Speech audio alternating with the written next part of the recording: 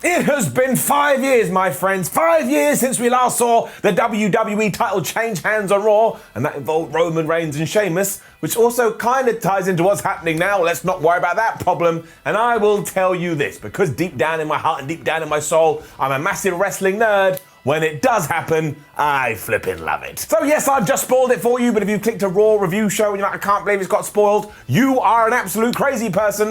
And I also need to address this week retro ups and downs situation.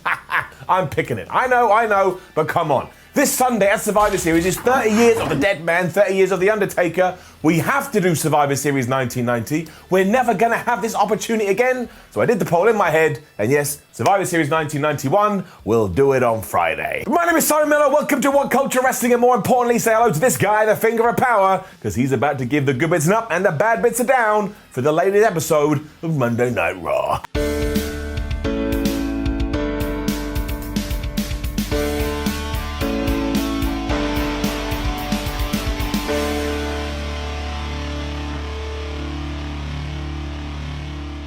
And like I say, we should have known what was going to happen. WWE would never have gone in so hard with Roman Reigns and Drew McIntyre on SmackDown if they weren't going to pay it off for some reason. But none of us saw it coming. Aside from that one guy now who's like, well, I predicted it weeks ago. Okay, great. You're really cool. I'll come round with your giant wrestling medal. But McIntyre was out to start Raw because, of course, this is how we have to start every single episode of Raw. Otherwise, the world would just implode. We've said it before, and I'll say it again. But he is super thankful because, of course, it is Thanksgiving.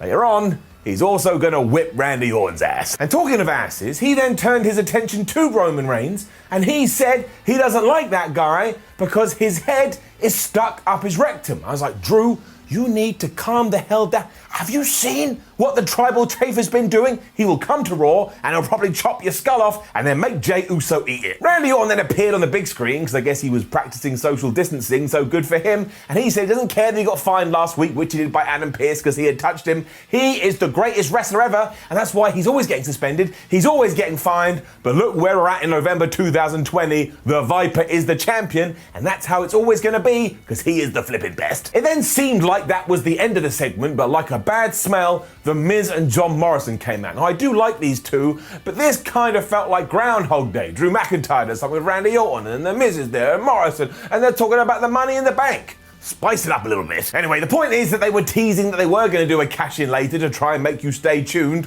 just in case a WWE title match wasn't enough. And Miz went on to say, and Morrison, that the reason we didn't see The Fiend last week is because he is scared of these two goofs. Now, I just want you to picture this. You're walking down a dark alleyway. Who do you want to see? The Fiend or The Miz? And the correct answer is either one of them. You could get an autograph. Finish with an awful line by The Miz, who says it doesn't matter if he deserves it or not, because he's going to be laughing all the way to the bank. So that's not how this works, Miz. You got it. It's a whole other thing. What are you talking about? But I will say this, because it was building up the big main event, and because we did have this tease of Money in the Bank hanging over our heads, all of this worked. I was intrigued. It made me want to stay tuned, and therefore is getting it up. So all the times Lana had been chucked through a table after this, and I was like, oh, whoop-de-doo, we get to see that again. When Shayna Baszler and told Nia Jax, look, Lana, we've got a match later. Just stay in your lane, pal. We don't want nothing to do with you.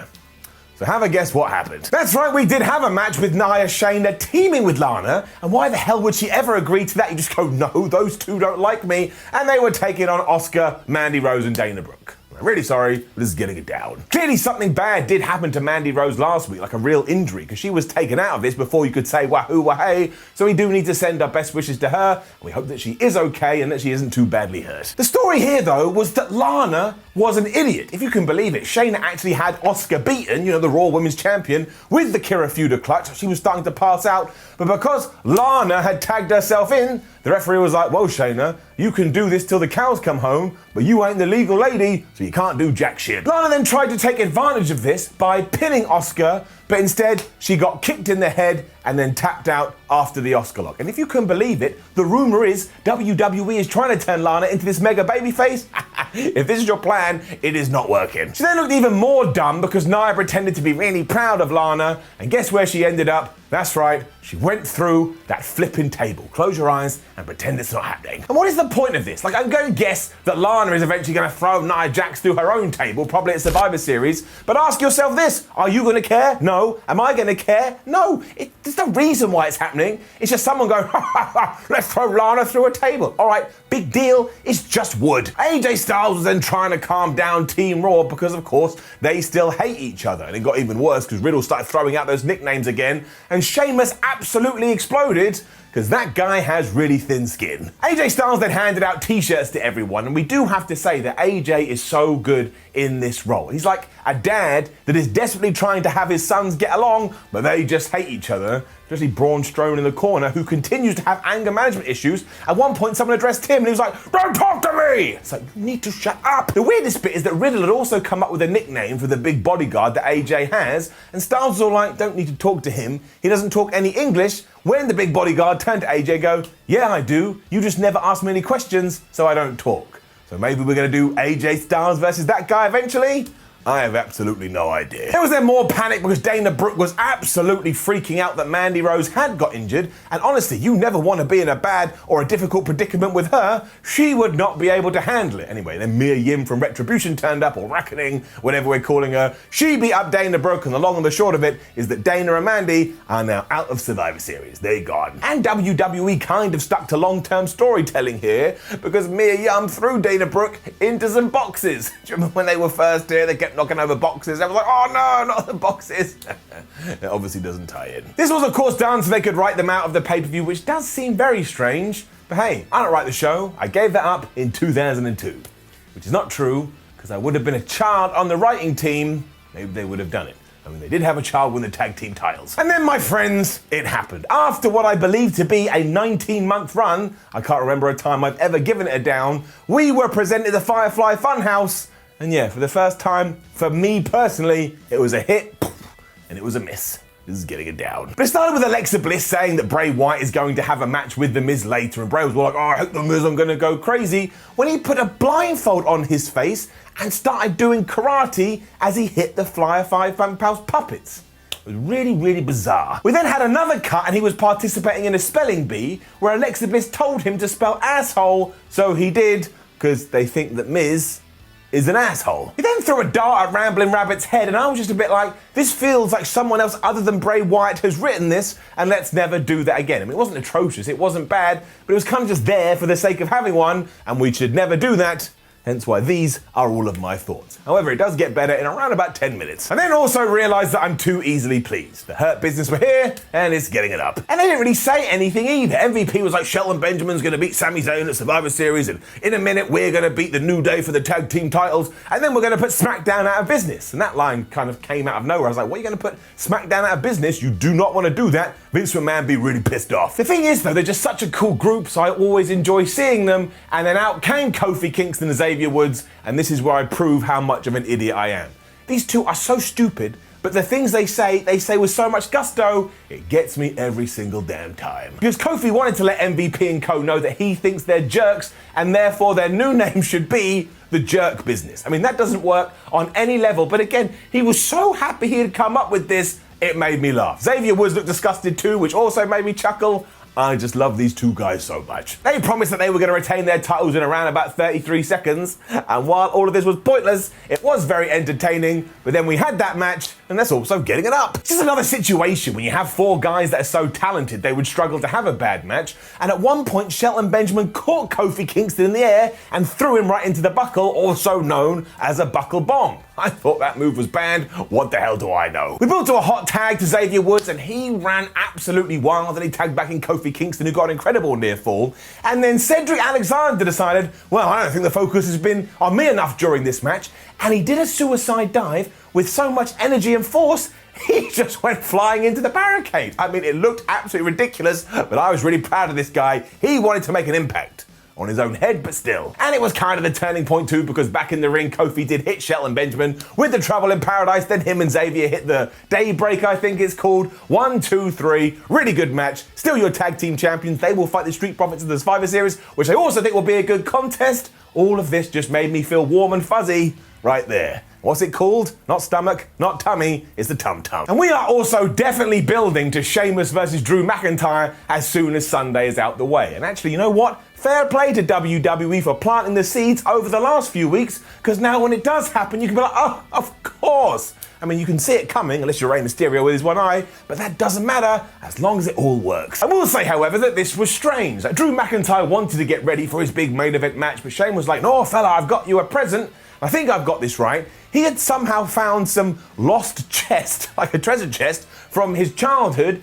and in it was his gear that he'd always wanted to wear if he was a wrestler, and then when Drew turned around, Sheamus gave him a sword. So I can only presume that Drew McIntyre was actually born in a different century. Still though, I really like these two together. Drew McIntyre sold this like it was the greatest thing that's ever happened to him in his life. And on next week's Raw, when Sheamus does bro kick his head off, I think I'm gonna quite enjoy that. And I'll enjoy these two having a match. If you don't know, I promise you, they will absolutely stiff the crap out of each other, but you will enjoy it because you're a bad person.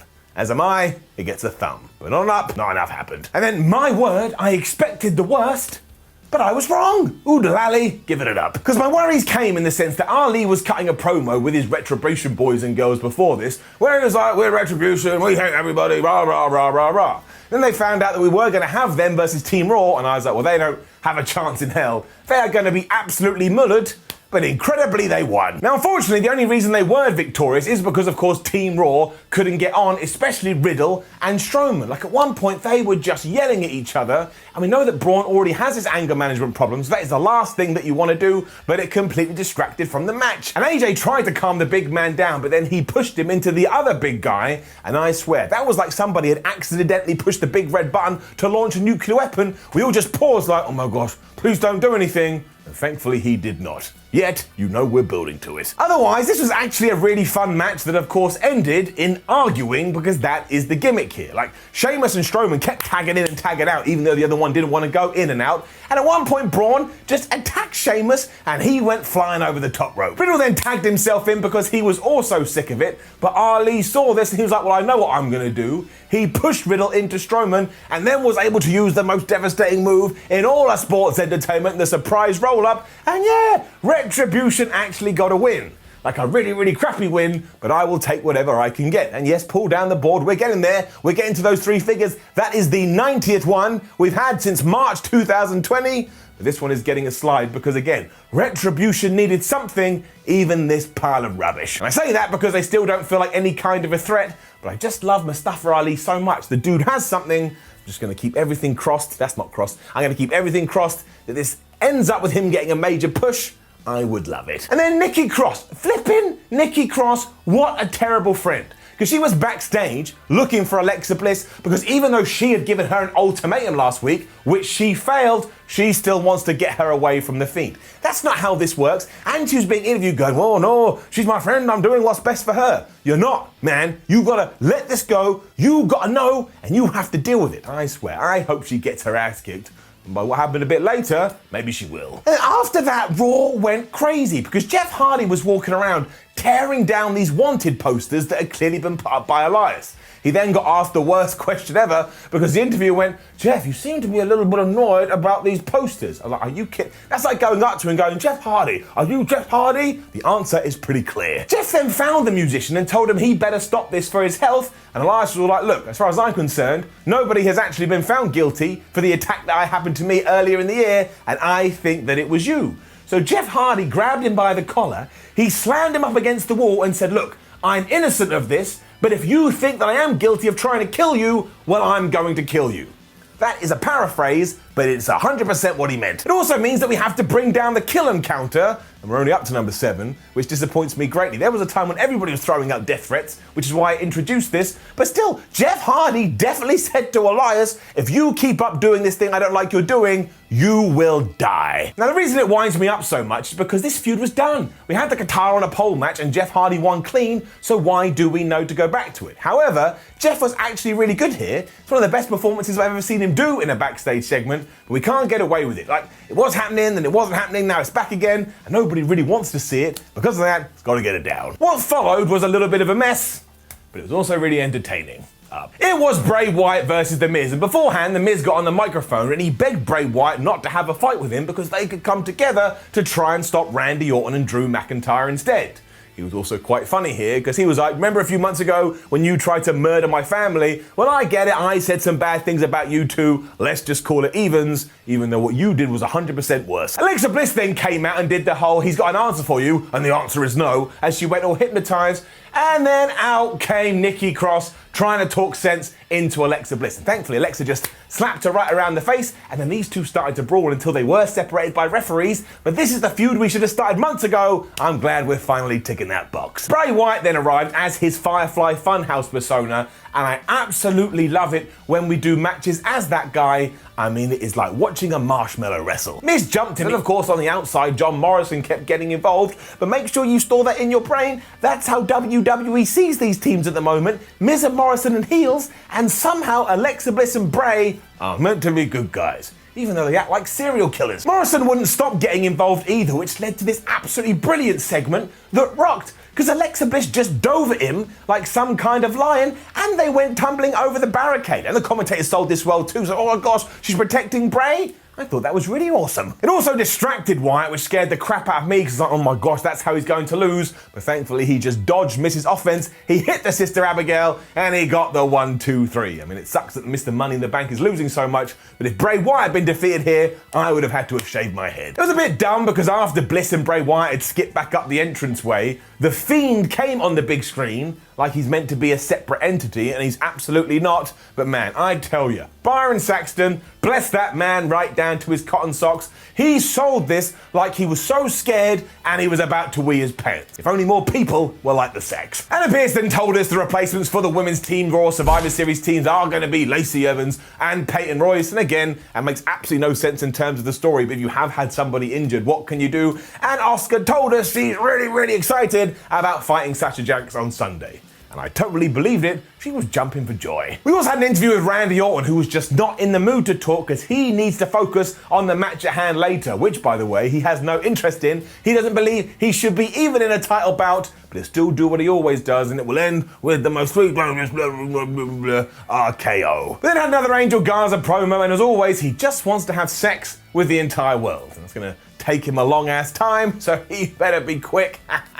That is a sex joke. Also, just to be a little bit of a pedant, these would be so much better if they were shot like proper vignettes and we went out into the world and, you know, record it all cool production like. He just stood in a backstage arena with a flower, although I do very much like Angel Garza, so I hope this goes somewhere good. Apparently this was the backstage portion of Raw as well, because we then cut to Nia Jax and Shayna Baszler, who of course were having a row. Nia thinks that Shayna was too rough on their team, and Shayna thinks the same, blah, blah, and then Peyton was here, and Lacey Evans, and the tag champs like, we don't need you. I'll tell you this, when we are done with the pay-per-view, we need a serious restructuring of the women's division. It was then our main event, and because I did know that the WWE title was on the line, I couldn't help myself. I was so excited, I was emotional, I was ready. It is getting it up. It got a good chunk of time as well, which allowed it to build, and Drew McIntyre came out here as if it was WrestleMania. He had his Scottish kilt on that he got from the chest, he had his sword, he plunged it into the stage.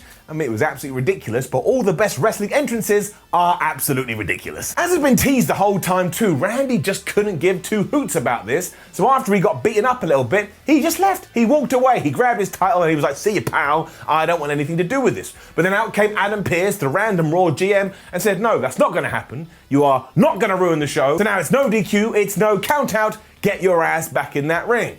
Small part of me was like, well, if we were going to do that stipulation, shouldn't we have announced it beforehand? But luckily, I don't have to care about the ratings. I'm just a jackass fan. What that did allow was for these two to go absolutely nuts, though, and the weapons were raining down from the sky like rain. That didn't work as well as I was intended. Also, Randy Orton got a chair and he was going after Drew McIntyre's jaw, who sold it like he broke again. I like it when we tie back into the old stuff. Randy then tried to pin him after that, but Drew kept kicking out. And this was a bit like when you go to the dentist. They keep prodding you with stuff and you keep yelping like, ow, ow. But because you're a tough guy, you tell them to continue. And then by the time you get home, you start to cry. They're also throwing each other into the announce table, and probably backstage, Lana was looking on like, well, I'm glad it's not just me. And they also set up a table, which Drew threw Randy Orton through, and when you turned the camera around to see his back, for some reason, it was busted open. Now, I don't think that was part of the plan, but it really did add something extra to all of this. Randy also countered the Claymore kick into a power slam, and that happened numerous times to the point it looked like Drew wasn't going to be able to hit it, but then he did. He smashed him right in the face, and even then you were like, is he gonna get the three? Is he gonna get the three? And he did.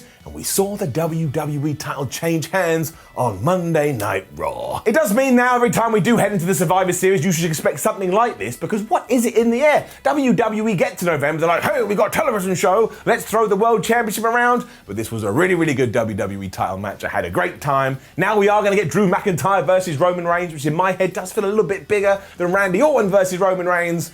Although given everything Drew said about the Tribal Chief, I ain't saying nothing. Roman, you my Tribal Chief, I love you, and Drew, I'm a big fan. I'm just gonna let you two fight, and then we'll see what happens. All of this did feel like a massive deal though, as it did on SmackDown, so WWE has stumbled across some pretty damn good momentum here, and mostly for that main event, Raw is getting it up. Now, don't forget to leave a comment below and let us know what you thought about last night's episode of Raw. Like the video, share the video, and subscribe. Head over to WhatCulture.com where you can read articles and stay up to date, as you can do so on Twitter at WhatCultureWWE, and keep watching videos here on WhatCulture Wrestling. My name is Simon from WhatCulture. I'll see you soon.